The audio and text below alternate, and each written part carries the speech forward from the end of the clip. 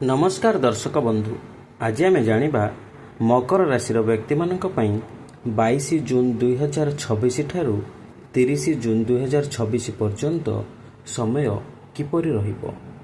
एही समय रे शनि प्रभाव सहित आपणकर परिश्रम एवं धैर्य आपणको सफलता आड़क नहीं पारे।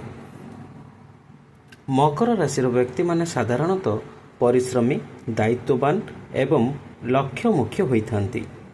ଏହି ସପ୍ତାହରେ ଆପଣଙ୍କ ଧୈର୍ଯ୍ୟର ପରୀକ୍ଷା ହୋଇପାରେ, କିନ୍ତୁ ଶେଷରେ ଫଳ ଅନୁକୂଳ ରହିବ। କର୍ମକ୍ଷେତ୍ର ଓ ଚାକିରି କରୁଥିବା ବ୍ୟକ୍ତିମାନେ ନିଜ କାର୍ଯ୍ୟକ୍ଷେତ୍ରରେ ନୂଆ ଦାୟିତ୍ୱ ନେଇପାରନ୍ତି। ଉପରିସ୍ଥ ଅଧିକାରୀଙ୍କ ନଜର ଆପଣଙ୍କ ଉପରେ ରହିବ, ତେଣୁ କାର୍ଯ୍ୟରେ ଅବହେଳା କରନ୍ତୁ ନାହିଁ। 25 ଜୁନ୍ ପରେ ଅଟକି ରହିଥିବା ସମସ୍ତ କାମରେ ଅଗ୍ରଗତି ହେବ। ଯେଉଁମାନେ ଚାକିରି ବଦଳାଇବାକୁ ଚାହୁଁଛନ୍ତି ସେମାନେ ଭଲ ଖବର ପାଇପାରନ୍ତି। ଇଣ୍ଟରଭ୍ୟୁ ଦେଉଥିଲେ ସକାରାତ୍ମକ ଫଳ ମିଳିବାର ସମ୍ଭାବନା ରହିଛି।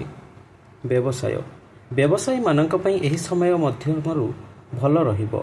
ନୂଆ ଗ୍ରାହକ ମିଳିପାରନ୍ତି, ତେବେ ବଡ଼ ନିବେଶ କରିବା ପୂର୍ବରୁ ଭଲ ଭାବେ ଯାଞ୍ଚ କରନ୍ତୁ। ସହଭାଗୀ ବ୍ୟବସାୟରେ ସତର୍କତା ଆବଶ୍ୟକ। ଆର୍ଥିକ ସ୍ଥିତି ଦିଗରୁ ଏହି ସମୟ ସ୍ଥିର ରହିବ। ଆୟ ଅନୁସାରେ ବ୍ୟୟ କଲେ କୌଣସି ସମସ୍ୟା ହେବ ନାହିଁ।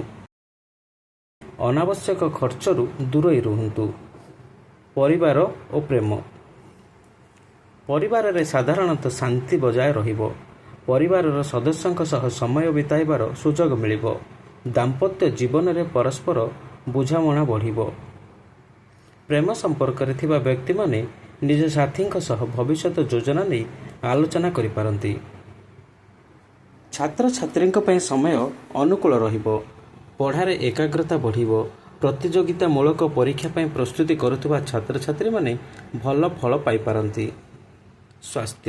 ସ୍ୱାସ୍ଥ୍ୟ ମୋଟାମୋଟି ଭଲ ରହିବ, କିନ୍ତୁ ଅତ୍ୟଧିକ କାମର ଚାପ ଏବଂ ଚିନ୍ତା କାରଣରୁ ଥକାପଣ ଅନୁଭବ କରିପାରନ୍ତି। ସମୟରେ ବିଶ୍ରାମ ନିଅନ୍ତୁ ଏବଂ ଖାଦ୍ୟ ପାନୀୟ ଉପରେ ଧ୍ୟାନ ଦିଅନ୍ତୁ। ଆପଣଙ୍କର ଶୁଭ ରଙ୍ଗ ନୀଳ ଓ କଳା। ଶୁଭ ସଂଖ୍ୟା 8 ଓ 17। ଶୁଭ ଦିନ ଶନିବାର ଓ ବୁଧବାର। ମକର ରାଶିର ବ୍ୟକ୍ତିମାନଙ୍କ ପାଇଁ କିଛିଟି ପ୍ରତିକାରର ଉପାୟ। ପ୍ରତି ଶନିବାର ଶନିଦେବଙ୍କୁ ପ୍ରଣାମ କରନ୍ତୁ। ଆବଶ୍ୟକ ଲୋକଙ୍କୁ ଦାନ କରନ୍ତୁ ଏବଂ ବୃଦ୍ଧ ବ୍ୟକ୍ତିଙ୍କ ସେବା କରନ୍ତୁ। ଏହା ଆପଣଙ୍କ ଜୀବନରେ ସକାରାତ୍ମକ ଶକ୍ତି ବୃଦ୍ଧି କରିପାରେ। ବନ୍ଧୁଗଣ, ଏହା ଥିଲା ମକର ରାଶିର ଚଳିତ ସପ୍ତାହ ତଥା 22 ଜୁନ୍ ଠାରୁ 30 ଜୁନ୍ ପର୍ଯ୍ୟନ୍ତର ସଂକ୍ଷିପ୍ତ ରାଶିଫଳ। ଏହି ଭିଡ଼ିଓଟି ଆପଣମାନଙ୍କୁ ଭଲ ଲାଗିଥିଲେ ଲାଇକ୍ ଓ ସେୟାର କରି ଆମ ଚ୍ୟାନେଲକୁ ସବସ୍କ୍ରାଇବ୍ କରିବାକୁ ଭୁଲିବେ ନାହିଁ। ଧନ୍ୟବାଦ।